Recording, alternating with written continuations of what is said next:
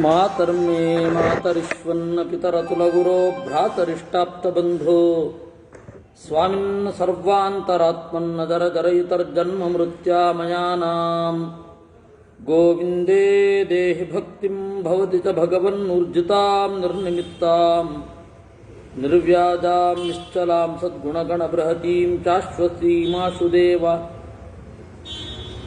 ನಾರಾಯಣಂ ನಮಸ್ಕೃತ್ಯ ನರಂ ಚೈವ ನರೋತ್ತಮಂ ದೇವೀಂ ಸರಸ್ವತೀಂ ವ್ಯಾಸಂ ತತೋ ಗ್ರಂಥಮುದೀರಯೇ ವಿಜಾನತಾಂ ಅವಿತ್ತಸ್ಯ ಮಧ್ವಸ್ಯ ಜಗತಿ ಗುರೋಃ ಪೂರ್ವಾಚಾರ್ಯಮಹಿಷ್ಠಾನಾಂ ಇಯಂ ಪ್ರಣತಿಮಾಲಿಕಾ ಪೂರ್ಣಜ್ಞಾನಾಯ ವಿದ್ಮಹೇ ಪೂರ್ಣಾನಂದಾಯ ಧೀಮಹಿ ತನ್ನೋ ವ್ಯಾಸ ಪ್ರಚೋದಯಾತ್. ನಾವು ಪಿತೃಸೂಕ್ತವನ್ನು ನೋಡೋದು ಅಂತ ಮಾತಾಗಿತ್ತು. ಅದಕ್ಕೂ ಕೂಡ ಇದೇ ಮಂಗಳಾಚರಣೆ. ನಾರಾಯಣಂ ನಮಸ್ಕೃತ್ಯ ನರಂ ಚೈವ ನರೋತ್ತಮಂ ದೇವೀಂ ಸರಸ್ವತೀಂ ವ್ಯಾಸಂ ತಥೋ ಗ್ರಂಥಮುದೀರಯೇ ಅಂತ. ಗ್ರಂಥ ಅಂದರೆ ಗ್ರಂಥೋ ವೇದಃ ಅಂತ ಹೇಳಿ ಹಿಂದಿನವರ ವ್ಯಾಖ್ಯಾನ. ವಿಶೇಷತಃ ನತು ಗ್ರಂಥ ಪುರಸ್ಸರೆ ಅಂದರೆ ವೇದದ ಪುಸ್ತಕ ಇಟ್ಕೊಂಡು ಪಾಠ ಮಾಡಬೇಡಿ ಅಂತ. ಹಾಗೆ ಇದ್ದದ್ದು. ಈ ಗ್ರಂಥ ಅನ್ನೋ ಶಬ್ದಕ್ಕೆ ವೇದ ಅಂತ ಯಾರು ಹೇಳಿದ್ದು ಅಂದರೆ ಎಲ್ಲ ಹಿಂದಿನವರು ಹೇಳಿದ್ದಾರೆ. ವಿಶೇಷವಾಗಿ ಈ ಅಭಿನವ ಚಂದ್ರಿಕಾ ಅಂತ ಹೇಳಿ ಸತ್ಯನಾಥ ತೀರ್ಥರ ಒಂದು ಗ್ರಂಥ, ಅದರಲ್ಲಿ ತತ್ವಪ್ರಕಾಶಿಕಾಗೆ ವ್ಯಾಖ್ಯಾನ ಅದು. ಅದರಲ್ಲಿ ಗ್ರಂಥೋ ವೇದ ಅಂತ ಇರೋದ್ರಿಂದ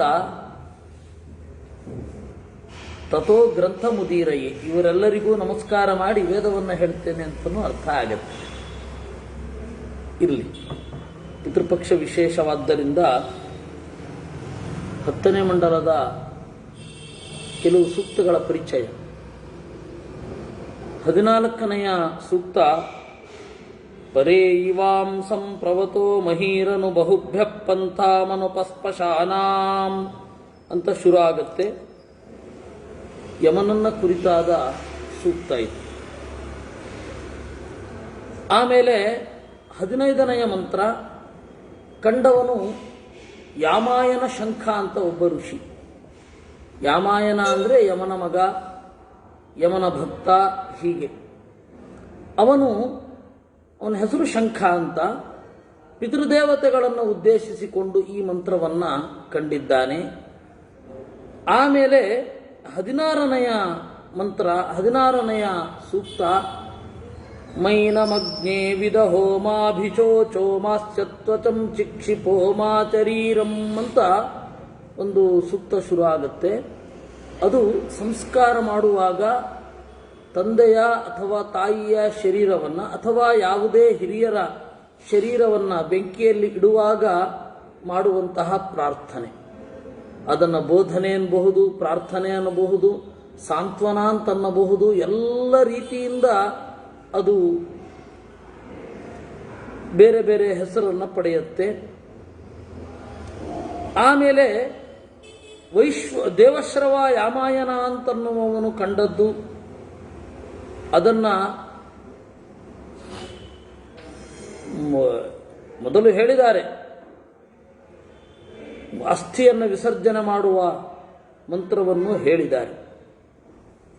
ಆಮೇಲೆ ಸಂಕುಸಕ ಅಂತ ಹೇಳಿ ಒಬ್ಬ ಋಷಿ, ಅವನು ಯಾಮಾಯನನೇ.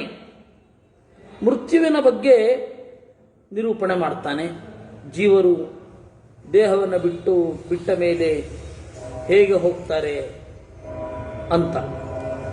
ಇಲ್ಲಿ ವಸ್ತುತಃ ಭೂಮಿ ತಾಯಿ ಅನ್ನೋದಕ್ಕೆ ನಮಗೆ ಇಲ್ಲಿ ಸಿಗುವಂತಹ ಮಾತು ಏನು? ಉಪಸರ್ಪ ಮಾತರಂ ಭೂಮಿ ಮೇತಾಂ ಅಂತ. ಸೊ ಭೂಮಿ ತಾಯಿ ಅಂತ ನೀವೇನಾದರೂ ಹೇಳಿದರೆ ಅದು ವೇದದ್ದೇ ಕೊಡುಗೆ. ಭೂಮಿಯನ್ನು ತಾಯಿ ಅಂತ ಯಾಕೆ ಕರೆದ್ರು? ನಾವು ಎಲ್ಲವನ್ನು ಮದರ್ ಲ್ಯಾಂಡ್ ಅಂತ ನೋಡೋದು, ಮದರ್ ಟಂಗ್ ಅಂತ ನೋಡೋದು. ಆದರೆ ರಷ್ಯನ್ನರು ಉಲ್ಟಾ, ಅವರು ಫಾದರ್ ಟಂಗ್, ಫಾದರ್ ಲ್ಯಾಂಡ್. ಇಡೀ ಜಗತ್ತಿಗೆ ಉಲ್ಟಾ ಅದೊಂದೇ.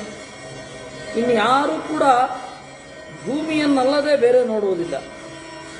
ಆಮೇಲೆ ಮಥಿತೋ ಯಾಮಾಯನಃ ಅಂತ, ಅದು ಕೂಡ ಈ ಯಜ್ಞದ ಸಾವಿನ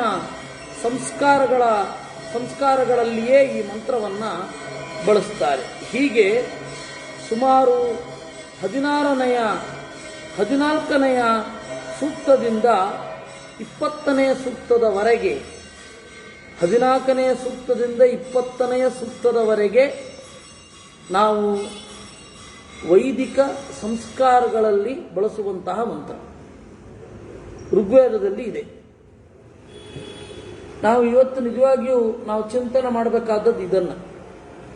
ಚಂದ್ರಿಕಾ ನ್ಯಾಯಾಮೃತ ಎಲ್ಲ ಇರಲಪ್ಪ, ಅದ್ರ ಪಾಡಿಗೆ ಅದಿರಲಿ. ನಮಗೆ ಸಂಸ್ಕಾರಗಳಿಗೆ ಏನು ಅರ್ಥ ಅನ್ನೋದು ಬೇಕು.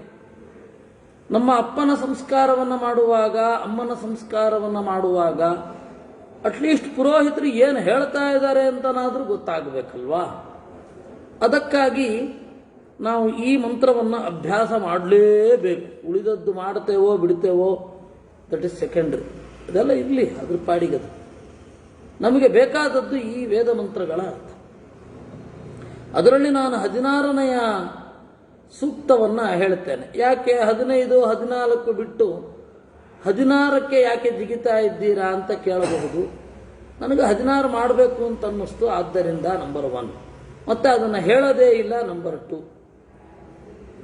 ಅದರಿಂದಾಗಿ ಇದನ್ನು ಮಾಡಿಬಿಡೋದು.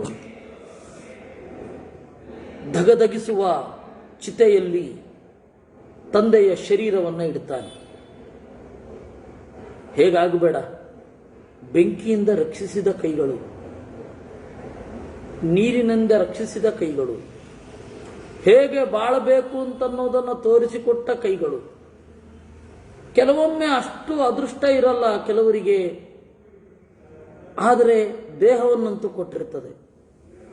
ಅಂತಹ ದೇಹವನ್ನು ಕೊಟ್ಟ ದೇಹ, ಅದಕ್ಕೆ ಬೆಂಕಿ ಹಚ್ಚಬೇಕು. ಇದು ಒಂದು. ಆ ಶರೀರದಲ್ಲಿರುವ ಜೀವ ಅವನು ಎಷ್ಟು ನೊಂದ್ಕೋತಾನೋ ಏನೋ. ಯಾಕೆ ಅಂದರೆ ಈ ಶರೀರ ನನ್ನದು ಅನ್ನುವ ಅಭಿಮಾನ ಸುಲಭವಾಗಿ ಹೋಗೋದಿಲ್ಲ. ಈ ಶರೀರ ನನ್ನದು ಅಂತನ್ನುವ ಅಭಿಮಾನ ಸುಲಭವಾಗಿ ಹೋಗೋದಿಲ್ಲ. ಹೀಗಾಗಿ ದೇಹಕ್ಕೆ ಏನಾದರೂ ಅದು ಉತ್ಕಟವಾಗಿ ನನಗೆ ಅಂತ ಅನಿಸುತ್ತೆ.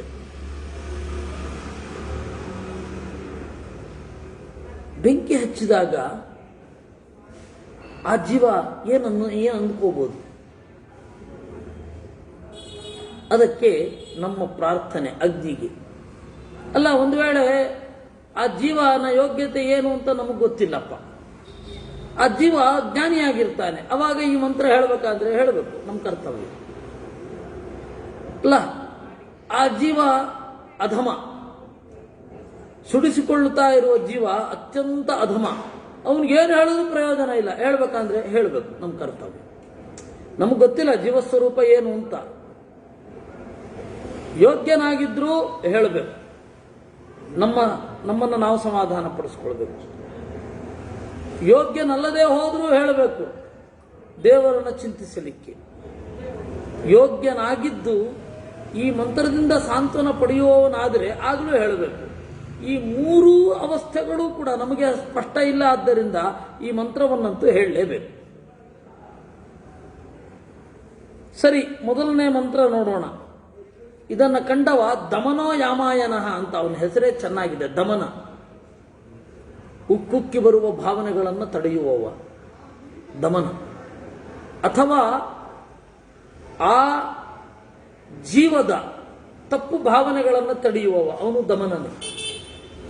ಈ ಹಿನ್ನೆಲೆಯಲ್ಲಿ ಯಮನ ಮಗನಾಗಿ ಅವನು ಹೇಳುವಂತಹ ಮಂತ್ರ ಅಗ್ನಿಯನ್ನ ಕುರಿತು. ಮೈನಮಗ್ನೇ ವಿದಹೋ ಮಾಭಿಚೋಚೋ ಮಾಶ್ಚತ್ವತಂ ಚಿಕ್ಷಿಪೋ ಮಾ ಶರೀರಂ ಯದಾ ಶ್ರುತಂ ಕೃಣವೋ ಜಾತ ವೇದೋಥೇ ಮೇನಂ ಪ್ರಹಿಣುತಾತ್ ಪಿತೃಭ್ಯಃ. ಅಗ್ನೇ, ಓ ಅಗ್ನಿಯೇ, ಮಾ ಏನಂ ವಿದಹ, ಈ ಜೀವನನ್ನ ಸುಡಬೇಡ. ದೇಹ ಇಟ್ಬಿಟ್ಟು ಸುಡಬೇಡ ಅಂದ್ರೆ ಹೌದು, ದೇಹ ಸುಡುವ ಮುನ್ನವೇ ಪ್ರಹಿಣುತಾತ್ ಪಿತೃಭ್ಯಃ, ಪಿತೃದೇವತೆಗಳತ್ತ ಇವನನ್ನು ಕಳುಹಿಸಿಬಿಡು. ಪಿತೃದೇವತೆಗಳತ್ತ ಇವನನ್ನು ಕಳುಹಿಸಿಬಿಡು. ಮಾಸ್ಯ ತ್ವಚಂ ಶಿಕ್ಷಿಪೋ ಮಾ ಶರೀರಂ, ಇವನ ಚರ್ಮವನ್ನ ಸುಕ್ಕುಗಟ್ಟಿಸಿ ಕಪ್ಪು ಮಾಡಿ ಉರಿಯುವ ತನಕ ಇವನಿಗೆ ಅಭಿಮಾನವಿರದಂತೆ ಮಾಡು. ಯಾವಾಗ ಯದಾ ಶ್ರುತಂ ಕೃಣವೋ ಜಾತವೇದಃ, ಇನ್ನೇನು ಬೇಯಿಸಲಿಕ್ಕೆ ಶುರುವಾಗುವಾಗಲೇನೆ, ದೇಹ ಅನ್ನೋದು ಬೇಯಿಸಲು ಶುರುವಾಗುವಾಗಲೇನೆ ಅವನನ್ನ ಬೇರೆ ಕಡೆಗೆ ಒಯ್ದು ಬಿಡು. ತನ್ಮೂಲಕ ದೇಹಾಭಿಮಾನವನ್ನು ಬಿಡಿಸು. ಯಾಕೆ ಅಗ್ನಿಗೆ ಹೇಳಬೇಕು? ಹೌದು, ಚಿತ್ತಾಭಿಮಾನಿ ಅವನು. ಛಂದೋಗೋಪನಿಷತ್ತಿನಲ್ಲಿ ದೇವತೆಗಳ ತಾರತಮ್ಯ ಬರುತ್ತೆ. ಅದರಲ್ಲಿ ನಾಮಾಭಿಮಾನಿನಿಯಾದ ಉಷೆ, ನಾಮಕ್ಕಿಂತ ಯಾವುದು ದೊಡ್ಡದು? ವಾಕ್. ವಾಗಭಿಮಾನಿನಿಯಾದ ಸ್ವಾಹ. ಸ್ವಾಹಕ್ಕಿಂತ ದೊಡ್ಡವರು ಒಬ್ಬರು ಜನ ಬಂದು ಆಮೇಲೆ ಚಿತ್ತ. ಚಿತ್ತಕ್ಕೆ ಅಭಿಮಾನಿಯಾದವ ಅಗ್ನಿ. ಹೀಗಾಗಿ ಅಗ್ನಿಗೆ ಹೇಳ್ತಾ ಇರೋದು, ನೀನು ಮನಸ್ಸಿನ ಒಳಗಡೆಯಿಂದ ಕೆಲಸ ಮಾಡು. ಚಿತ್ತಾಭಿಮಾನಿಯಾದ ಓ ಅಗ್ನಿಯೇ, ಅವನ ಮನಸ್ಸಿಗೆ ಈ ದೇಹ ನನ್ನದಲ್ಲ, ಸ್ವಲ್ಪ ಕಾಲ ತಂಗುದಾಣ ಇದು ಆಗಿತ್ತು ಅಂತ ಅಷ್ಟೇ ಚಿಂತಿಸುವಂತೆ ಮಾಡು. ನೀನು ಕೊಡದೆ, ನೀನು ಮನಸ್ಸಿನ ಒಳಗಡೆಯಿಂದಲೇ ಚಿಕಿತ್ಸೆ ಕೊಟ್ಟರೆ ಅವನು ಹೊರಟು ಹೋಗ್ತಾನೆ, ಅಲ್ಲಿದ್ರೂ ಏನಾಗಲ್ಲ. ಏಕೆಂದ್ರೆ ಪರಮಾಣು ಪ್ರದೇಶೇಪಿ ಅನಂತ ಜೀವರಾಶಯ ಅಂತ. ಹಾಗಿದ್ದ ಮೇಲೆ ಜಗತ್ತಿನಲ್ಲಿ ಆಗುವ ಯಾವ ಪಂಚಭೂತಗಳ ವಿಕಾರಗಳಿಗೂ ಕೂಡ ಯಾವ ಜೀವವೂ ಕಂಗೆಡುವುದಿಲ್ಲ, ದೇಹ ನನ್ನದು ಅನ್ನುವ ಅಭಿಮಾನ ಇಲ್ಲದೆ ಇರೋದ್ರಿಂದ. ದೇಹ ನನ್ನದು ಅನ್ನೋ ಅಭಿಮಾನ ಬಂದ್ರೆ ಅದು ಕಂಗೆಡತ್ತೆ, ನೋವನ್ನು ಅನುಭವಿಸುತ್ತೆ. ಅದರಿಂದ ಓ ಚಿತ್ತಾಭಿಮಾನಿಯಾದ ಅಗ್ನಿಯೇ, ಇದನ್ನು ಒಯ್ದು ಬಿಡು. ನಮ್ಮದು ಸತ್ತ ಮೇಲೆ ಮನಸ್ಸಿನ ಚಿಕಿತ್ಸೆ. ಈ ಸೈಕ್ಯಾಟ್ರಿ ನಮಗೆ ಗೊತ್ತೇ ಇಲ್ಲ. ಯಾಕೆ? ನಮಗೆ ಬದುಕಿದ್ದಾಗ ಭಯ ಆದಾಗ ಮಾತ್ರ ಚಿಕಿತ್ಸೆ ಮಾಡೋದು ಅಲ್ವೇ? ಸತ್ತ ಮೇಲೂ ಕೂಡ ಮನಸ್ಸು ಆಕ್ಟಿವ್ ಆಗಿರುತ್ತೆ, ಅದಕ್ಕೆ ಚಿಕಿತ್ಸೆ ಮಾಡಬೇಕು. ಅದು ವೇದ. ಶ್ರುತಂ ಯದಾ ಕರತಿ ಜಾತ ವೇದೋಥೇ ಮೇನಂ ಪರಿದತ್ತಾತ್ ಪಿತೃಭ್ಯಃ, ಯದಾ ಗಚ್ಛಾತ್ಯಸು ನೀತಿ ಮೇತಾಮಥಾ ದೇವಾನಾಂ ವಶನೀರ್ಭವಾತಿ. ಜಾತವೇದ, ಓ ಹುಟ್ಟಿದ್ದನ್ನೆಲ್ಲ ತಿಳಿದವನೇ, ಈ ಜೀವ ಹುಟ್ಟಿದಾಗ ನಾವು ನೋಡಲಿಲ್ಲಪ್ಪ, ಯಾಕೆಂದ್ರೆ ನಮಗಿಂತ ಅವನು ಸೀನಿಯರ್, ನಮಗಿಂತ ಮೊದಲು ಬಂದವ. ಅಥವಾ ನಮಗಿಂತ ಜೂನಿಯರ್ನ ಸುಡಬೇಕಾದ ದುರ್ಭರ ಪ್ರಸಂಗ ಬರಲಿ, ಮಗನೋ ತಮ್ಮನೋ ಅವನನ್ನ ಸುಡಬೇಕಾಗತ್ತೆ. ಆಗಲಿ, ಅದೇನಾದರೂ ಕೂಡ ಅವನಿಗೊಂದು ಪ್ರಾರ್ಥನೆ. ಓ ಜಾತವೇದ, ಹುಟ್ಟಿದಂದಿನಿಂದ ತಿಳಿದವ. ನಮಗೆ ಹುಟ್ಟಿದಂದಿನಿಂದ ಗೊತ್ತಿಲ್ಲ ಏನು ಅಂತ. ನೀನು ಹಾಗಲ್ಲ, ಹುಟ್ಟಿದಂದಿನಿಂದ ತಿಳಿದವ. ಜಾತಂ ಜಾತಂ ವೇತ್ತಿ, ಹುಟ್ಟಿದ ಕೂಡಲೇ ತಿಳಿಯುತ್ತಾನೆ ಯಾವ ಜೀವ ಹುಟ್ಟಿದ್ದು ಅಂತ. ನಮಗೆ ದೇಹ ಮಾತ್ರ ಗೊತ್ತಾಗತ್ತೆ, ದೇಹದ ಒಳಗಡೆ ಜೀವ ಇದೆ, ಆ ಜೀವ ಅಗೋಚರ, ದೇಹ ಮಾತ್ರ ಗೋಚರ. ದೇಹದ ರಿಯಾಕ್ಷನ್ ನಮಗೆ ಗೋಚರ. ದೇಹದ ರಿಯಾಕ್ಷನ್ನಿನ ಮೂಲಕ ನಾವು ಮನಸ್ಸು ಹೇಗಿದೆ ಅಂತ ಚಿಂತನೆ ಮಾಡುವುದು.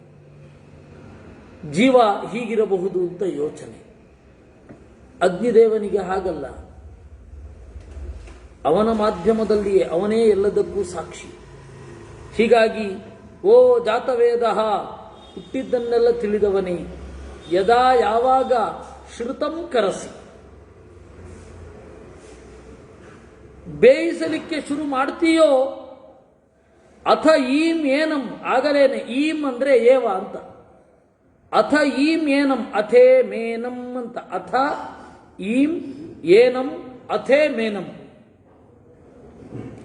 ಅಥೇ ಮೇನಂ ಪರಿದತ್ತಾತ್ ಪಿತೃಭ್ಯ, ಪಿತೃಗಳ ಸುಪರ್ದಿಗೆ ಒಪ್ಪಿಸು. ಅಲ್ಲ, ಇದು ಸಪಿಂಡೀಕರಣ. ಹೌದು, ಸಪಿಂಡೀಕರಣಕ್ಕಿಂತ ಮುಂಚೆ ಪ್ರಾರ್ಥನೆ ಮಾಡಬಾರದು ಅಂತೇಳಿ. ಪಿತೃಗಳ ಸುಪರ್ದಿಗೆ ಒಪ್ಪಿಸು. ಆ ಪಿತೃ ದೇವತಾ ಗಣ ಇದೆಯಲ್ಲ, ಆ ಜೀವನನ್ನು ನೋಡಿಕೊಳ್ಳುತ್ತೆ.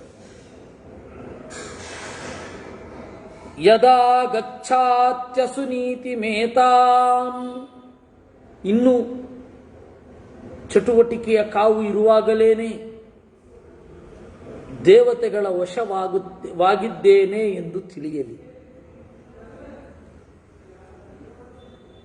ಅದನ್ನು ಹೇಳ್ತಾ ಇದ್ದಾರೆ. ಈಗ ಅವನ ಬದಲು ನಾವು ಕೆಲಸ ಮಾಡಬೇಕು, ಅವನ ಪರವಾಗಿ. ಪ್ರತಿನಿಧಿ ಅಂದರೆ ಆಗಲ್ವ, ಅವ್ರ ಪರವಾಗಿ ನಾವು ಮಾಡಬೇಕು. ಪ್ರತಿನಿಧಿತ್ವ ಅನ್ನೋದು ಪೂರ್ಣ ಅಲ್ಲ ಬಿಡಿ, ಆದರೆ ಪ್ರತಿನಿಧಿತ್ವ ಅನ್ನೋದು ಅಧಿಕಾರ. ಪ್ರತಿನಿಧಿ ತಂದೆಯ ಸಮರ್ಥ ಪ್ರತಿನಿಧಿ ಮಗ ಆಗ್ತಾನೆ. ಆ ಮಗ ತಂದೆಯ ಶರೀರದ ಇಂದ್ರಿಯಗಳನ್ನು ಒಂದೊಂದನ್ನೇ ಚಿಂತಿಸಿ ಪಂಚಭೂತಗಳಲ್ಲಿ ವಿಸರ್ಜನೆ ಮಾಡಬೇಕು. ಅದು ಇರುವಂಥದ್ದು. ಅದರ ಪ್ರಾರ್ಥನೆ ಈ ಮುಂದಿನ ಮಂತ್ರದಲ್ಲಿ ಇದೆ. ಬಹಳ ಸರಳವಾದ ಸಂಸ್ಕೃತ ಇದು. ಸೂರ್ಯಂ ಚಕ್ಷುರ್ಗಚ್ಚತು ವಾತಮಾತ್ಮ ಜಾಂಚ ಗಚ್ಚ ಪೃಥಿವೀಂಚ ಧರ್ಮಣ ಅಪೋವಾಗಚ್ಚ ಯದಿ ತತ್ರ ತೇ ಹಿತಮೋಚಧೀಷು ಪ್ರತಿಷ್ಠಾ ಶರೀರೈಃ. ಸೂರ್ಯಂ ಚಕ್ಷುರ್ಗಚ್ಚತು. ಈ ಜೀವ ಬದುಕಿರುವ ತನಕ ದೇಹದ ಮಾಧ್ಯಮದಲ್ಲಿ ಕಣ್ಣು ಅಂತನ್ನುವ ಭೌತಿಕ ಇಂದ್ರಿಯದ ಹಿನ್ನೆಲೆಯಲ್ಲಿ ಆ ಕಣ್ಣನ್ನು ಕಂಡಿತು. ಸೂರ್ಯಂ, ಅದಕ್ಕೆ ದೇವತೆಯಾದವ ಸೂರ್ಯ. ಸೂರ್ಯ ಕಿರಣವನ್ನು ಹಾಯಿಸಿ ಶಕ್ತಿ ಕೊಟ್ಟರೆ ನೋಡ್ಲಿಕ್ಕಾಗತ್ತೆ. ಸೂರ್ಯ ಆ ನಾಡಿಗಳಲ್ಲಿ ತನ್ನ ಕಿರಣವನ್ನು ಹರಿಯಿಸದಿದ್ದರೆ ಕಣ್ಣು ಕಾಣಲ್ಲ. ಆದರೆ ಇಲ್ಲಿ ತನಕ ಬಳಸಿದೆವು. ಸೂರ್ಯಂ ಚಕ್ಷುರ್ಗಚ್ಚತು, ಆ ಸೂರ್ಯನನ್ನ ಚಕ್ಷುರಿಂದ್ರಿಯ ಸೇರಲಿ. ನಾವು ಈ ತನಕ ಉಪಯೋಗಿಸಿದ ಕಣ್ಣು, ಅದರ ಬಾಡಿಗೆ ಏನು? ನಿನಗೆ ನಮಸ್ಕಾರ ಅಷ್ಟೆ. ಈ ತನಕ ನಾವು ಏನು ಚೆನ್ನಾಗಿ ದೇಹವನ್ನು ಬಳಸಿದೆವು, ಇದು ಬಾಡಿಗೆ ಮನೆ. ಬಾಡಿಗೆ ಮನೆ ಬಿಡಲ್ಲ ಅಂತ ಹೇಳಿ ಗಲಾಟೆ ಮಾಡಿದಾಗ ಮೆಲ್ಲಗೆ ಆಚೆ ಹಾಕ್ತಾರೆ. ಆಯಿತು, ಇದು ಬಾಡಿಗೆ ಮನೆ, ದೇವರೇ ನೀನು ಯಾವಾಗ ಕರ್ಕೊಳ್ತೀಯೋ ನಾನು ಹೊರಡ್ತೇನೆ ಅಂತ ಸಿದ್ಧ. ಅವಧಿ ತೀರುವ ಮುನ್ನ ಹೋಗ್ಲಿಕ್ಕೆ ಅರ್ಜೆಂಟು ಇರಲ್ಲ. ಅವಧಿ ತೀರಿದ ಮೇಲೆ ಹೋಗಲಿಕ್ಕೆ ಹಠವೂ ಮಾಡಲ್ಲ. ಹಾಗೆ ದೇಹದಲ್ಲಿ ಇರಬೇಕು ಅಂತ, ಹಂಗೆ ಬಾಳ್ಬೇಕು. ಹಠ ಮಾಡಬಾರದು, ಆರಾಮಾಗಿ ಹೊಟ್ಟೋಗ್ಬೇಕು ಟಕ್ಕ. ಹಾಗೆ ಹೋಗಬೇಕು. ಏನು ಮಾಡಬೇಕು? ದೇವರಿಗೆ ಕೃತಜ್ಞತೆಯನ್ನು ಸಲ್ಲಿಸಬೇಕು. ಸೂರ್ಯಂ ಚಕ್ಷುರ್ಗಚ್ಚತು ಅಂತ, ಸೂರ್ಯನನ್ನ ಈ ಕಣ್ಣು ಸೇರಲಿ. ಹಾಗಾದರೆ ದಾನ ಮಾಡಬಾರದಾ? ಮಾಡಬಹುದು.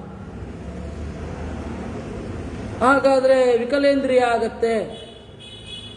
ಹೌದು, ಇಂದ್ರಿಯ ಅನ್ನೋದೇ ಮೊದಲು ಅತೀಂದ್ರಿಯ. ಇದು ಗೋಲಕ ಅಷ್ಟೇ. ಗೋಲಕವನ್ನು ಕೊಡ್ತಾ ಇರೋದು ನಂಬರ್ 1. ನಂಬರ್ 2, ಕಣ್ಣನ್ನು ದಾನ ಮಾಡಬಾರದು ಅಂತ ಹೇಳಿ ಇದೆಯಲ್ಲ, ಯಾಕೆ ಗೊತ್ತಾ? ದಾನ ಮಾಡಬಾರದು ಅಂತ ಹೇಳಿ ಪೇಜಾವರ ಸ್ವಾಮಿಗಳು ದಾನ ಮಾಡಬೇಕು ಅಂತ ಪ್ರತಿಪಾದನೆ ಮಾಡಿದ್ರು. ಆದರೆ ಈಗ ಕಾನೂನಿನಲ್ಲಿರೋ ದಾನ ಅಲ್ಲ, ಅದೇ ಪ್ರಾಬ್ಲಮ್. ಈಗ ಅತ್ಯಂತ ಸಾಂಪ್ರದಾಯಿಕರೇನು ಹೇಳ್ತಾ ಇದ್ದಾರೆ? ಅಂಗಾಂಗ ದಾನ ಮಾಡಬೇಡಿ ಅಂತ ಇದ್ದಾರೆ. ಯಾಕೆ? ದೇವರಿಂದ ಪಡೆಯುವಾಗ ಏನನ್ನ ಪಡೆದವೋ ಅದನ್ನು ಹಾಗೆ ವಾಪಸ್ಸು ಕೊಡಬೇಕು, ಬಳಸಲಿಕ್ಕೆ ನಮಗೇನು ಹಕ್ಕು ಅಂತ ಅವ್ರ ವಾದ. ಇನ್ನು ಇಲ್ಲ ಕೊಡಬೇಕು, ಆ ನಮ್ಮ ದೇಹಗಳನ್ನು ಬಳಸಿ ರೋಗ ಮೂಲಗಳನ್ನು, ರೋಗ ನಿದಾನಗಳನ್ನು, ಔಷಧಿಯ ಸತ್ವವನ್ನೆಲ್ಲ ಪರೀಕ್ಷೆ ಮಾಡಿ ಮುಂದಿನ ಜನಾಂಗಕ್ಕೆ ಒಳ್ಳೆಯದಾಗತ್ತೆ, ಹೀಗಾಗಿ ಕೊಡಬೇಕು ಅಂತ ಹೇಳಿ ಕ್ರಾಂತಿಕಾರಿಗಳು. ವಾಸ್ತವ ಏನು? ಎರಡರ ನಡುವೆ ಇದೆ. ದಾನ ಆದರೆ ಕೊಡಬಹುದು, ಕೊಡ್ಲಿಕ್ಕೇನಲ್ಲ. ಆದರೆ ಕಾನೂನಿನ ಪ್ರಕಾರ ಇದು ದಾನ ಆಗ್ತಾ ಇಲ್ಲ. ಕಾನೂನಿನ ಪ್ರಕಾರ ಏನು ಕೊಟ್ಬಿಡ್ತೀವಲ್ಲ ಅದು ದಾನ ಅಲ್ಲ. ಯಾಕೆ? ಅದು ಡಿಸ್ಪೋಸಲ್ ಅಷ್ಟೇ. ಯಾಕೆ ಗೊತ್ತಾ? ಅದರ ಹಿಂದೆ ಒಂದು ಕಾರಣ ಇದೆ. ದಾನ ಅಂದರೆ ಸಂಕಲ್ಪ ಇರಬೇಕು ಮೊದಲು, ಆಮೇಲೆ ಇಂಥವ್ರು ಕೊಡ್ತೇವೆ ಅಂತ ಗೊತ್ತಿರಬೇಕು. ದಾನದಲ್ಲಿ ಈ ಎರಡು ಅಂಶ ಇದೆ. ನಾವು ಕಣ್ಣನ್ನು ದಾನ ಮಾಡ್ತೇವೆ ಅಂತ, ನೇತ್ರ ದಾನ ಅಂತ ಹೇಳೋದಷ್ಟೇ, ಆದರೆ ಯಾರು ಕೊಡ್ತೀವಿ ಗೊತ್ತಿಲ್ಲ, ಅವನು ಯಾವುದಕ್ಕೆ ಬಳಸ್ತಾನೆ ಅನ್ನೋದು ಗೊತ್ತಿಲ್ಲ. ಈಗ ಒಬ್ಬ ಬ್ರಾಹ್ಮಣನಿಗೆ ದಾನ ಮಾಡುವಾಗ ಸ್ಪಷ್ಟತೆ ಇದೆ, ಅವನ ಬದುಕಿಗೆ ಬಳಸ್ತಾನೆ. ಒಂದೊಂದು ರೂಪಾಯಿ ಕೂಡ ಅವನು ಬದುಕಿಗೆ ಬಳಸ್ತಾನೆ. ಸ್ವಾಮಿಗಳಿಗೆ ದಾನ ಮಾಡಿದರೆ ಒಂದೊಂದು ರೂಪಾಯಿ ಕೂಡ ಸಮಾಜಕ್ಕೆ ಬರುತ್ತೆ, ನಮ್ಗೆ ಗೊತ್ತಿದೆ. ಮತ್ತೆ ನಾವು ಕೊಡ್ತಾ ಇದ್ದೇವೆ ಅಂತ ಪ್ರಜ್ಞೆ ಇದೆ. ಈ ಪ್ರಜ್ಞೆ ಅಲ್ಲಿಲ್ಲ. ಕ್ವಾಟ್ ಬಿಟ್ಟ ಮೇಲೆ ಮುಗಿದ, ನೀವ್ಯಾರೋ ನಾವ್ಯಾರೋ, ನನ್ನ ಕಣ್ಣನ್ನ ಭಯೋತ್ಪಾದಕನಿಗೆ ಬಳಸಬೇಡಿ ಅಂತ ಹಠ ಹಿಡಿಲಿಕ್ಕಾಗತ್ತಾ? ಬಳಸ್ತಾರೆ. ಅದರಿಂದಾಗಿ ಈಗ ಕಾನೂನಿನ ಪ್ರಕಾರ ಡೊನೇಟ್ ಐ ಅಂತ ಇದೆಯಲ್ಲ, ಅದು ದಾನವೇ ಅಲ್ಲ. ನೋಡಿ, ಇಷ್ಟೇ ಸೂಕ್ಷ್ಮ. ನಿಯೋಗ ಪದ್ಧತಿಯೂ ಅಷ್ಟೇ. ಸ್ಪರ್ಮ್ ಡೊನೇಟ್ ಮಾಡ್ತಾರಲ್ಲ, ಅಲ್ಲಿಯೂ ಅಷ್ಟೆ. ನಿಯೋಗ ಪದ್ಧತಿ ಇವನು ಯಾರು ಅಂತ ಗೊತ್ತಿರುತ್ತೆ. ನಾನು ಯಾರಿಗೆ ಬೀಜಪ್ರದನಾಗಿದ್ದೇನೆ ಅಂತ ಅವ್ರಿಗೆ ಗೊತ್ತಾಗ್ತಾ ಇರುತ್ತೆ. ನಾನು ಯಾರಿಂದ ಬೀಜವನ್ನ ಪಡೆದೆ ಈ ಕ್ಷೇತ್ರದಲ್ಲಿ ಅನ್ನೋದು ಅವಳಿಗೆ ಗೊತ್ತಿರುತ್ತೆ, ಊರಿನವ್ರಿಗೆಲ್ಲ ಗೊತ್ತಿರುತ್ತೆ. ಇಷ್ಟೆಲ್ಲ ಆದರೂ ಕೂಡ ತನ್ನ ಹಕ್ಕನ್ನು ಯಾವತ್ತೂ ಸ್ಥಾಪನೆ ಮಾಡ್ತಾನೆ ಇರಲಿಲ್ಲ. ನಿಯೋಗ ಪದ್ಧತಿಯಿಂದ ಕ್ಷತ್ರಿಯ ಸಂತತಿಯನ್ನು ಬೆಳೆಸಿದ ಬ್ರಾಹ್ಮಣರು ಕ್ಷತ್ರಿಯರ ಹತ್ರ ಹೋಗಿ ನೀವು ನಮ್ಮ ಮಕ್ಕಳು ಕೊಡ್ರಿ ಅಂತ ಏನಾದ್ರು ಕೇಳಿದ್ರ? ಕೇಳಲಿಲ್ಲ.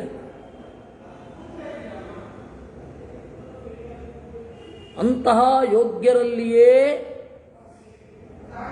ನಿಯೋಗ ಪದ್ಧತಿ ಜಾರಿಗೆ ಬರ್ತಾ ಇದ್ದದ್ದು. ಈಗ ಅದು ಭಯ. ಅವರ ಬಗೆಗಿನ ವಿವರಣೆಯನ್ನು ಗುಟ್ಟಾಗಿ ಇಡ್ತಾರೆ. ಯಾರು ಕೊಟ್ವಿ ಅಂತ ಗೊತ್ತಿರಲ್ಲ, ಯಾರಿಂದ ಪಡೆದ್ವಿ ಅಂತ ಗೊತ್ತಿರಲ್ಲ, ಏನು ಗೊತ್ತಿರಲ್ಲ. ಅದಕ್ಕಿಂತ ಸರೋಗಸಿಯೇ ಆಗಬಹುದು. ಯಾಕೆ ಅಂದರೆ ಜನರ ಮನಸ್ಸು ಅಷ್ಟು ಕೆಟ್ಟಿದೆ. ಅವತ್ತು ಇದು ಯಾವ ಪ್ರಾಬ್ಲಮ್ಮು ಇರ್ತಿರಲಿಲ್ಲ. ಹೀಗಾಗಿ ಕಾನೂನಿನ ಪ್ರಕ್ರಿಯೆ ಏನಿದೆ ಅದು ಶಾಸ್ತ್ರೀಯವಾಗಿ ದಾನ ಅನ್ನುವ ಫಾರ್ಮ್ ಅನ್ನು ಒಳಗೊಂಡಿಲ್ಲ.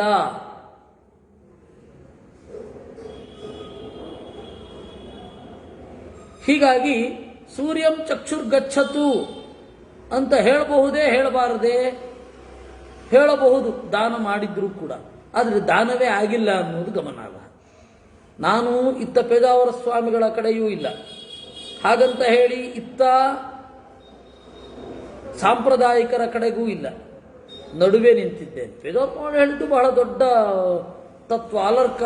ಅಲರ್ಕಶ್ಚಕ್ಷುಷಿ ದತ್ವ ಅಂತ ಹೇಳಿ ರಾಮಾಯಣದಲ್ಲೆಲ್ಲ ಅಲರ್ಕ ಚಕ್ಷುಸ್ಸನ್ನು ಕೊಟ್ಟ ಅಂತ ಹೇಳಿ ಇದೆ.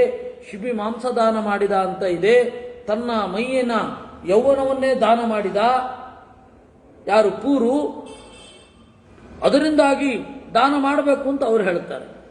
ಅವರು ಹೇಳುವವರು ದೊಡ್ಡವರು. ಯಾಕೆ ಅಂತಂದ್ರೆ ಅವರಿಗೆ ದಾನ ಬಹಳ ಸಹಜ. ಅವರು ತಮಗಾಗಿ ಬಾಳಲೇ ಇಲ್ಲ. ಅವರು ಹೇಳ್ಬೋದು. ಆದರೆ ನಾವು ಸರಿಯಾಗಿ ನೋಡಿದಾಗ ದಾನ ಅಂದರೆ ಸಂಕಲ್ಪ, ಮತ್ತೆ ಯಾರಿಗೆ ಕೊಡ್ತಾ ಇದ್ದೇನೆ ಎನ್ನುವ ಅರಿವು, ಇದು ಯಾವುದು ನಮಗಿಲ್ಲ. ಕಾನೂನಿನ ಪ್ರಕಾರ ಅದನ್ನು ಪಡ್ಕೊಳ್ಳಿಕ್ಕೂ ಅವಕಾಶ ಇಲ್ಲ. ವಾಪಸ್ ತಗೋಬೋದಾ? 1,000 ಕೊಟ್ಟಿರ್ತೀವಿ, ಸರಿಯಾಗಿಲ್ಲ ಅಂದ್ರೆ ವಾಪಸ್ ಕೊಡಿ ಅಂತೀವಿ. ಸಮಾಜಕ್ಕೆ ಉಪಯೋಗ ಆಗ್ತಾ ಇಲ್ಲ, ವಾಪಸ್ ಕೊಡಿ ಅಂತ ಕೇಳುವ ದಿವಸ ಇದು. ಅಂಥದ್ದು ಕಣ್ಣನ್ನು ಕೊಟ್ಟಿರ್ತೀವಿ, ಅದನ್ನು ಯಾವುದಕ್ಕೋ ಬಳಸಿದ್ರೆ ಕೇಳಲಿಕ್ಕೆ ರೈಟ್ಸೇ ಇಲ್ಲ, ಕೇಳಲಿಕ್ಕೆ ಪ್ರಕ್ರಿಯೆನೂ ಇಲ್ಲ. ಮಾನವ ಹಕ್ಕಿನಲ್ಲಿ ಮುಖ್ಯವಾಗಿ ಅದು ಬೇಕು. ನಮ್ಮ ಅಪ್ಪನ ಕಣ್ಣು ಯಾರಿಗೆ ಕೊಟ್ಟಿದ್ದಾರೆ, ಅವನು ದುರುಪಯೋಗ ಮಾಡ್ತಾ ಇದ್ದಾನ, ಸದುಪಯೋಗ ಮಾಡ್ತಾ ಇದ್ದಾನ, ವಾಪಸ್ ಕೇಳುವ ಹಕ್ಕು ಮಗನಿಗೆ ಕೊಡ್ಲಿ, ದಾನ ಮಾಡುವ. ಇವೆಲ್ಲ ಸಮಸ್ಯೆ. ಅದರಿಂದಾಗಿ ದಾನ ಅಲ್ಲ, ಅದು ವಿಭಿನ್ನ ರೀತಿಯ ವಿಸರ್ಜನೆ ಅಷ್ಟೆ. ಸರಿ, ನನ್ನ ಕಣ್ಣಿಲ್ಲ, ಈಗ ಮೊದಲು ಕಣ್ಣಿತ್ತು, ಏನೋ ಪ್ರಾಬ್ಲಮ್ಮಿನಿಂದ ಕಣ್ಣು ಹೋಯಿತು. ಅವಾಗ ಈ ಮಂತ್ರ ಹೇಳ್ಬೋದೇ ಹೇಳಬಾರದೆ? ಹೇಳ್ಬೋದು. ಈ ತನಕ ಅನುಭವಿಸಿದ್ದಿದೆಯಲ್ಲ. ಅಲ್ಲ, ಹುಟ್ಟು ಕುರುಡನೊಬ್ಬ ಈ ಮಂತ್ರವನ್ನು ಹೇಳ್ಬೋದೇ ಹೇಳಬಾರದೆ? ಹೇಳ್ಬೋದು. ಎಲ್ಲರಿಗೂ ಅನ್ವಯ ಆಗುವಂಥದ್ದು. ಒಳಗಣ್ಣಿನಿಂದ ಅವನು ಕನಸು ಕಂಡಿರುವುದಿಲ್ವಾ? ಹುಟ್ಟು ಕುರುಡ ಕಂಡಿರ್ತಾನೆ, ಹೀಗಾಗಿ ಅವನು ಹೇಳ್ಬಹುದು, ಅವನಿಗೂ ಹೇಳ್ಬಹುದು. ಹೀಗಾಗಿ ಈ ಪ್ರಾರ್ಥನೆ ಏನಿದೆ ಬಹಳ ಆಳವಾಗಿರುವಂಥದ್ದು. ಸೂರ್ಯಂ ಚಕ್ಷುರ್ಗಚ್ಚತು, ಇದು ಅಧ್ಯಾತ್ಮಾರ್ಥ ಇದೆ ಒಂದು. ನಾನು ಆ ಅಧ್ಯಾತ್ಮಾರ್ಥವನ್ನು ಮುಟ್ತಾ ಇಲ್ಲ, ಮೇಲುನೋಟದ ನೆಲೆಯಲ್ಲಿ ಮಾತ್ರ ಇದನ್ನು ನಿರೂಪಣೆ ಮಾಡ್ತಾ ಇದ್ದೇನೆ. ಸೂರ್ಯಂ ಚಕ್ಷುರ್ಗಚ್ಚತು ವಾತಮಾತ್ಮ, ಪ್ರಾಣ ಗಾಳಿಯಲ್ಲಿ ತೇಲಿ ಹೋಗಲಿ ಅಂತ ಒಂದರ್ಥ. ಆತ್ಮ ಜೀವ ವಾತಂ ಗಚ್ಚತು, ಮುಖ್ಯ ಪ್ರಾಣನಲ್ಲಿ ಸೇರಲಿ ಅಂತ ಇನ್ನೊಂದರ್ಥ. ಅಲ್ಲ, ನಾವು ಹೇಳಿದ್ರು ಹೇಳದೆ ಹೋದ್ರು ಅದು ಸೇರತ್ತೆ, ಆದರೆ ಅದನ್ನು ತಿಳ್ಕೊಂಡಿದ್ರೆ ಒಳ್ಳೇದು ಅಲ್ವಾ? ಸೂರ್ಯಂ ಚಕ್ಷುರ್ಗಚ್ಚತು ವಾತಮಾತ್ಮ ದ್ಯಾಂಚ ಗಚ್ಚ ಪೃಥಿವೀಂ ಚ ಧರ್ಮಣ. ದ್ಯಾಂಚ ಗಚ್ಚ ಪೃಥಿವೀಂಚ, ಈ ಶರೀರ ಆಕಾಶಕ್ಕೆ ಸೇರಲಿ, ಭೂಮಿಯನ್ನೂ ಸೇರಲಿ. ಈ ಶರೀರ ತಂದೆಯ ಅಥವಾ ತಾಯಿಯ ಶರೀರ ದ್ಯಾಂ ಗಚ್ಚತು, ಆಕಾಶವನ್ನು ಸೇರಲಿ ಅಂದರೆ ಹೃದಯಾಕಾಶ ಏನಿದೆ ಆ ಹೃದಯಾಕಾಶದ ಅಭಿಮಾನಿ ದೇವತೆಗಳಿಗೆ ಈ ಆಕಾಶ ಅರ್ಪಿತವಾಗಲಿ. ಅಂದರೆ ಇಲ್ಲಿಯ ತನಕ ಈ ಶರೀರದಲ್ಲಿ ಒಂದು ಜಾಗ ಇತ್ತು, ಈ ಜಾಗವನ್ನು ನಾವು ಬಳಸಿದ್ದೇವೆ. ಈ ಸ್ಪೇಸ್, ಹೊಟ್ಟೆಯಲ್ಲಿ ಆ ಸ್ಪೇಸ್ ಇದ್ದದ್ರಿಂದ ನಾವು ತಿನ್ಲಿಕ್ಕೆ ಅನುಕೂಲ ಆಯಿತು. ಹೊಟ್ಟೆಯಲ್ಲಿ ಆ ಖಾಲಿ ಜಾಗ ಇದ್ದದ್ದರಿಂದ ನಾವು ಎಲ್ಲ ಭೋಗವನ್ನು ಅನುಭವಿಸಲಿಕ್ಕೆ ಆಯಿತು. ಇಲ್ಲ ಅಂದರೆ ಆ ಭೋಗದ ಅನುಭವವೇ ಇಲ್ಲ. ಈ ಹಿನ್ನೆಲೆಯಲ್ಲಿ ಇಲ್ಲಿ ಇರುವ ಆಕಾಶ ಅದನ್ನು ಸೇರಲಿ, ಪೃಥಿವೀಂಚ ಪೃಥಿವಿಯನ್ನೂ ಸೇರಲಿ. ಅಪೋವಾಗಚ್ಚ ಯದಿ ತತ್ರ ತೇ ಹಿತಂ, ಅಥವಾ ಓ ಜೀವವೇ ಅಪೋವಾಗಚ್ಚ ನೀರಿನಲ್ಲಾದರೂ ಸೇರು. ಓಷಧೀಷು ಪ್ರತಿಷ್ಠಾ ಶರೀರೈ, ಓಷಧಿಗಳಲ್ಲಾದರೂ ನೆಲೆಗೊಳ್ಳು. ಓಷಧಿ ಅಂತಂದ್ರೆ ಸಸ್ಯಗಳಿಗೆ ಔಷಧಿ ಅಂತ ಕರೀತಾರೆ. ಯಾಕೆ ಗೊತ್ತಾ? ಉಷ್ಟಾನಾಂ ಆಶ್ರಯತ್ವಾತ್ ಸ ಏವ ಔಷಧಿ ನಾಮಕಃ. ಉಷದಾಹೆ ಅಂತ ಧಾತು. ಉಷ್ಟ ಅಂದ್ರೆ ಸುಟ್ಟವರು, ಸುಟ್ಟವರನ್ನ ತಂಪು ಮಾಡುವ ಸಾಧನವನ್ನು ಔಷಧಿ ಅಂತ ಕರೀತಾರೆ. ಹೊಟ್ಟೆಯ ಕಿಚ್ಚಿನಲ್ಲಿ ಸುಟ್ಟ ಆ ಹೊಟ್ಟೆಯನ್ನ ಆಹಾರ ತಂಪು ಮಾಡುತ್ತೆ, ಹೀಗಾಗಿ ಅದು ಔಷಧಿ. ಯಾಕೆ ಆಹಾರವನ್ನ ಓಷಧ್ಯ ಫಲಪಾಕಾಂತಹ ಅಂತ ಸಂಸ್ಕೃತದಲ್ಲಿ ಔಷಧಿ ಅಂದ್ರೆ ಏನು? ಒಂದು ಸರ್ತಿ ಬೆಳೆ ಬಂದ ಮೇಲೆ ಆಮೇಲೆ ಅದು ಮತ್ತೆ ಮುಂದೆ ಬರೋದೇ ಇಲ್ಲ.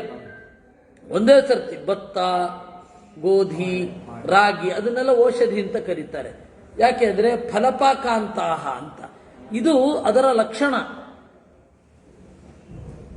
ಒಂದು ಬಾರಿ ಮಾಗಿ ಬೀಳುವವರೆಗೆ ಅವುಗಳು ನಮ್ಮನ್ನು ರಕ್ಷಿಸುತ್ತವೆ. ಆಮೇಲೆ ಉಷದಾಹೆ, ಸುಟ್ಟ ಈ ಶರೀರವನ್ನ, ಸುಟ್ಟ ಈ ಅಂಗಾಂಗವನ್ನ ಅದು ಪರಿಹಾರ ಮಾಡುತ್ತೆ, ತಂಪು ಮಾಡುತ್ತೆ. ಹೀಗಾಗಿ ಅದಕ್ಕೆ ಓಷಧಿ ಅಂತ ಕರೀತಾರೆ. ಓಷಧೀಷು ಪ್ರತಿಷ್ಠಾ ಶರೀರೈ, ಅಲ್ಲಿ ನೆಲೆಗೊಳ್ಳು. ಯಾಕೆಂದ್ರೆ ಪುನರ್ಜನ್ಮ ಆಗ್ಬೇಕಲ್ಲ. ಯಾಕೆಂದ್ರೆ ಜೀವ ಔಷಧಿಗಳಲ್ಲಿ ಇರ್ತಾನೆ, ತಂದೆ ಅದನ್ನು ತಿಂತಾನೆ, ಅದು ರೇತಸ್ಸಾಗಿ ಪರಿಣಾಮವನ್ನು ಹೊಂದಿ ತಾಯಿಯ ರಕ್ತದೊಡನೆ ಬೆರೆತು ರೇತಸ್ಸು ಮತ್ತು ರಕ್ತಗಳು ಜೋಡಿಯಾಗಿ ದೇಹವನ್ನ ಮಾಡ್ತವೆ. ಇದು ಸ್ಥೂಲ ಸೃಷ್ಟಿ. ಆಮೇಲೆ ತಿಂಗಳು ಅದೇ ಅಭಿವೃದ್ಧಿ ಆಗುತ್ತೆ. ಸೂಕ್ಷ್ಮವಾಗಿದ್ದದ್ದು ಸ್ಥೂಲವಾಗಿ ಅಭಿವ್ಯಕ್ತ ಆಗುತ್ತೆ. ಆಮೇಲೆ ಹೊರಗಡೆ ಬಂದ ಮೇಲೆ ಕೂದಲು ಮೊದಲಾದವುಗಳದ್ದೆಲ್ಲ ಆ ರೂಟ್ ಇದೆಯಲ್ಲ ಅಲ್ಲಿಂದ ಬೆಳೀತಾರೆ. ಹೀಗಾಗಿ ಆ ಬೆಳವಣಿಗೆ ಜೀವ ಔಷಧಿಯಲ್ಲಿ ಇರ್ತಾನೆ. ಅವಾಗ ಅವನಿಗೆ ದುಃಖ ಆಗಲ್ಲ. ಯಾಕೆಂದ್ರೆ ಮಧ್ವಾಚಾರ್ಯರು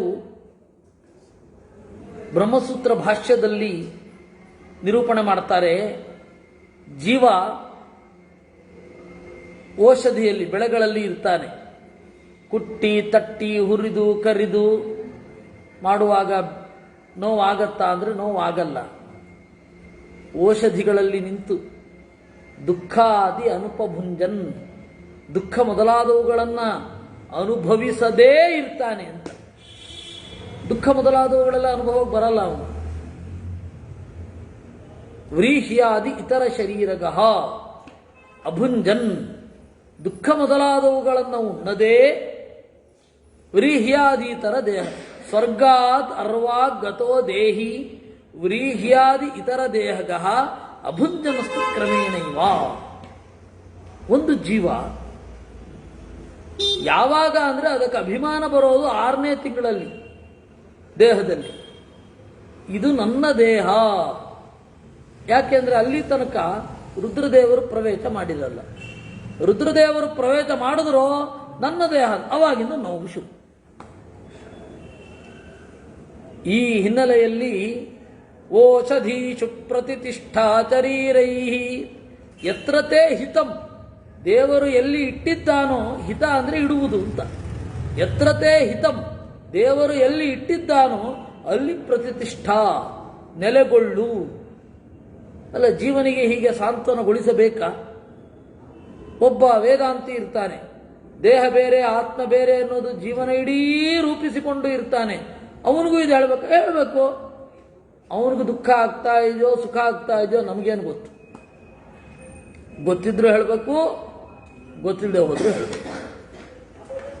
ಕೆಲವೊಮ್ಮೆ ಏನಾಗುತ್ತೆ ಗೊತ್ತಾ, ದೇಹ ಬಿಟ್ಟ ಮೇಲೆ ವಾತಾವರಣ ಅಥವಾ ಸ್ಪೇಸ್ ಅಂತೇನು ಹೇಳ್ತಾರೆ, ವಾತಾವರಣದಲ್ಲಿ ಸೇರ್ಕೊಂಡು ಬಿಟ್ರೆ ಮತ್ತೆ ಮುಂದಿನ ದೇಹ ಯಾವಾಗ ಬರುತ್ತೋ ಯಾರಿಗೂ ಗೊತ್ತು. ಎಷ್ಟೋ 1000 ವರ್ಷ ಹಳಬರು ಅವಾಗ ಹುಟ್ಟಿದವರು ಅವಕಾಶವೇ ಸಿಗದೆ ಈಗ ಹುಟ್ಟಬಹುದು.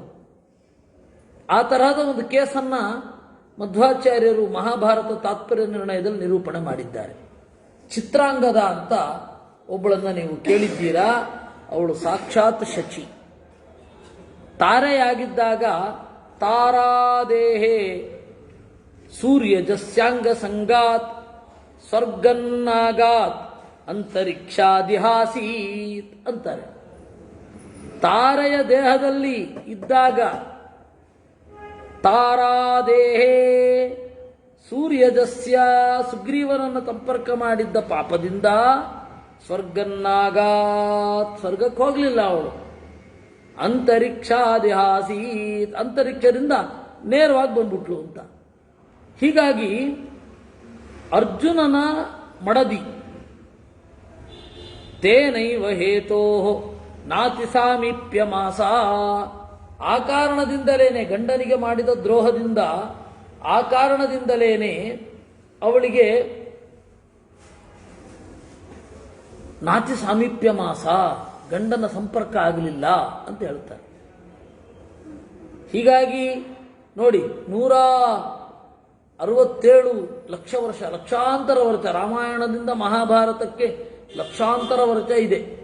ಆ ಲಕ್ಷಾಂತರ ವರ್ಷಗಳಲ್ಲಿ ಅವಳು ತನ್ನ ಮೂಲ ಸ್ವರೂಪವನ್ನು ಸೇರಲಿಲ್ಲ.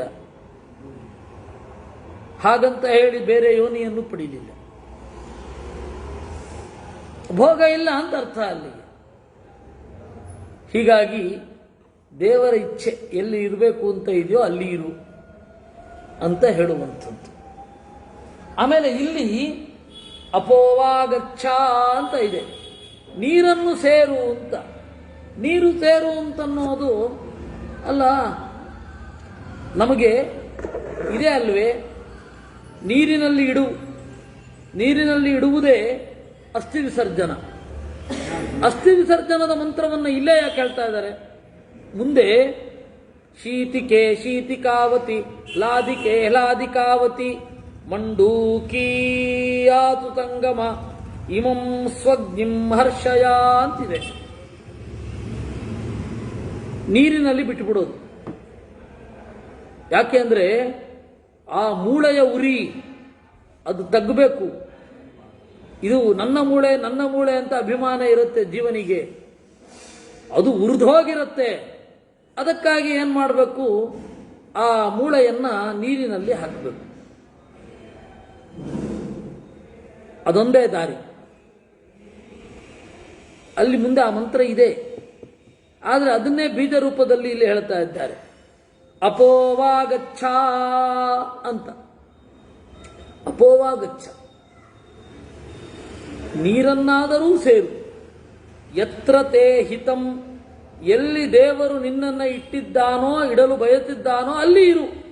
ಪ್ರತಿಷ್ಠಾ ಶರೀರೈ ಅಂತ ನೋಡಿ, ವೇದದ ಮಧ್ಯದಲ್ಲಿ ಬಂದಿದೆ. ಇದನ್ನ ಯಾವಾಗ ಕೇಳಬೇಕು? ಮರಣ ಅಮಂಗಳ ಅಂತಾದರೆ ಹೋದವರಿಗೆ ಬೇಕಿಲ್ಲ, ಅವ್ರು ಕೇಳ್ತಾ ಇದ್ದಾರೋ ಇಲ್ವೋ ಗೊತ್ತಿಲ್ಲ, ಇದ್ದವರು ತಿಳಿಯಲ್ಲ, ಮತ್ತಿನ್ಯಾರು ತಿಳಿಬೇಕಂತೆ? ಗರುಡ ಪುರಾಣ ಮನನಲ್ಲಿ ಇಟ್ಕೊಳ್ಬಾರದು, ಸತ್ತಾಗ ಮಾತ್ರ ಹೇಳಿಸ್ಬೇಕು. ಸರಿ, ಸತ್ತಾಗ ಮಾತ್ರ ಅಲ್ಲ, ಗರುಡ ಪುರಾಣದಲ್ಲಿ ಅಷ್ಟೊಂದು ಭೀಕರವಾದದ್ದೇನಿಲ್ಲ ಬಿಡಿ. ಬದುಕಿದ್ದಾಗ ಕೇಳಲಿಕ್ಕಿಲ್ಲ, ಇಂಥ ಕೆಲಸ ಮಾಡಿದ್ರೆ ಇಂಥ ಪಾಪ, ಇಂಥ ಕೆಲಸ ಮಾಡಿದ್ರೆ ಇಂಥ ಪಾಪ, ಮಾಡಿದವನು ಹೋಗಿ ಆಗಿದೆ. ಮಾಡದೇ ಇರೋರು ಇದೆಲ್ಲ ಮಾಡಿದವನಿಗೆ ಸಂಬಂಧಪಟ್ಟಿದ್ದು ಅಂತ ಸುಮ್ಮನೆ ಇರ್ತಾರೆ.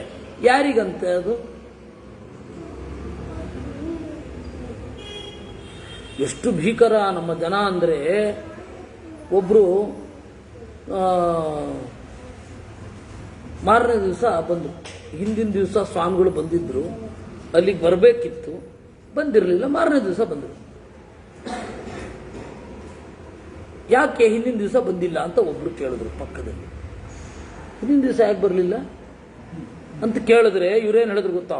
ಅಯ್ಯೋ, ನಿನ್ನೆ ಶ್ರಾದ್ದ ಮಾಡಿಬಿಟ್ಟಿದ್ದೆ, ಸ್ವಲ್ಪ ಅದು ಅಮಂಗಳ ಅಲ್ವಾ, ಹೀಗಾಗಿ ನಾನು ಇದರಲ್ಲಿ ಹೇಗೆ ಬರಲಿ, ಸ್ವಾಮಿಗಳಲ್ಲಿ ಹೇಗೆ ಬರಲಿ ಅಂತ. ಅಯ್ಯೋ, ಶ್ರಾದ್ದ ಅಮಂಗಳ ಅಂತಾರಲ್ಲ, ಮಂಗಳವೂ ಇಲ್ಲ ಅಮಂಗಳವೂ ಇಲ್ಲ, ಸಾವು ಮಂಗಳ, ಹುಟ್ಟು ಮಂಗಳವೇ. ಯಾಕೆ ಅಂದರೆ ಮರಣ ಅವಭೃತ ಅಂತ ಹೇಳಿದ್ದಾರೆ ಛಂದೋಗೋಪನಿಷತ್ತಿನಲ್ಲಿ.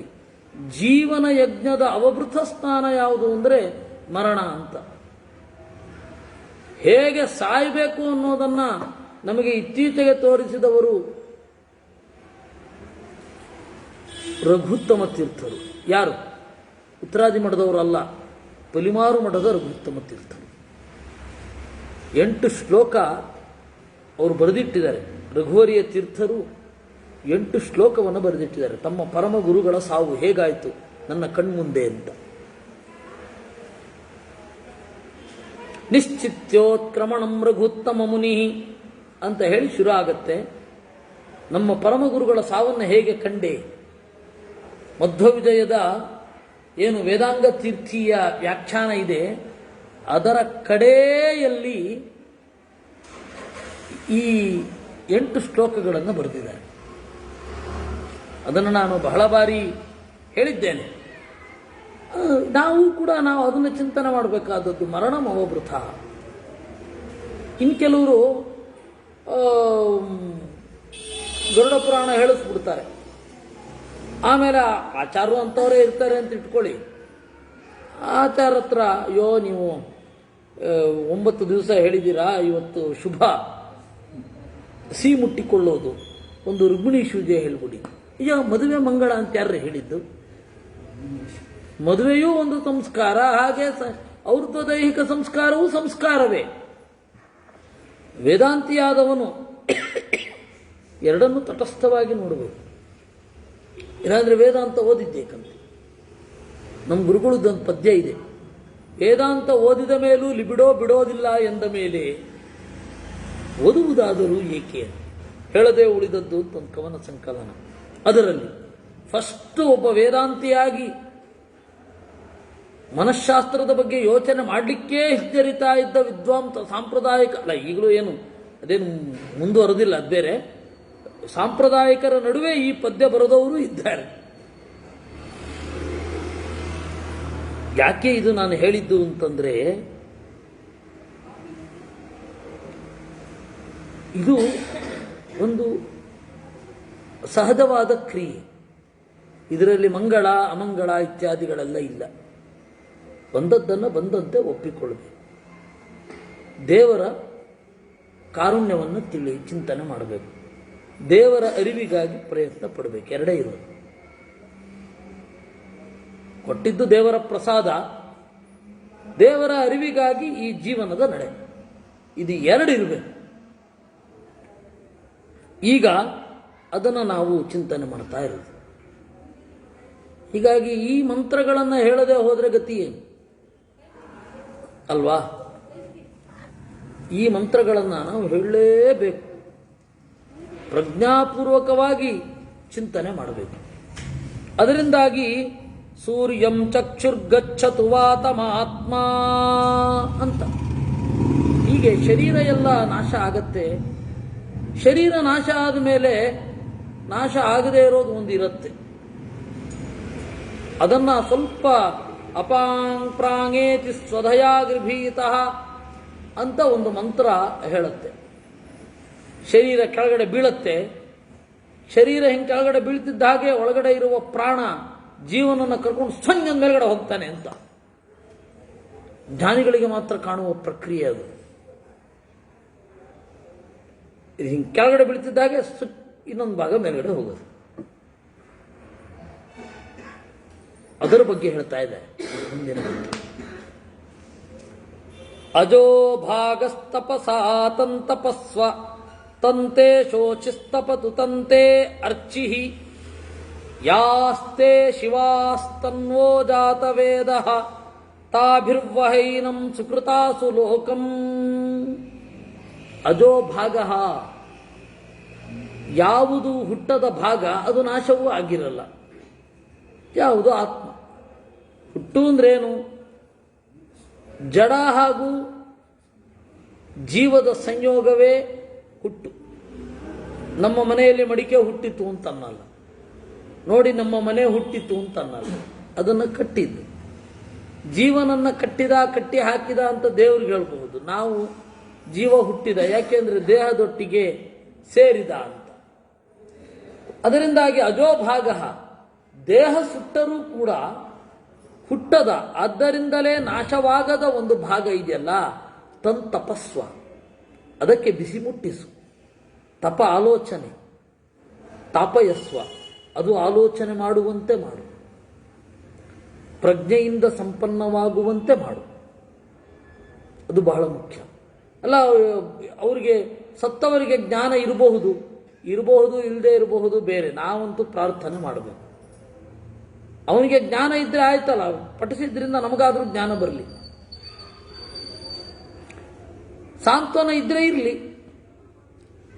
ಅಜೋ ಭಾಗಸ್ತಪಸಾ ತಂತಪಸ್ವ ತಂತೆ ಶೋಚಿಸ್ತಪತು.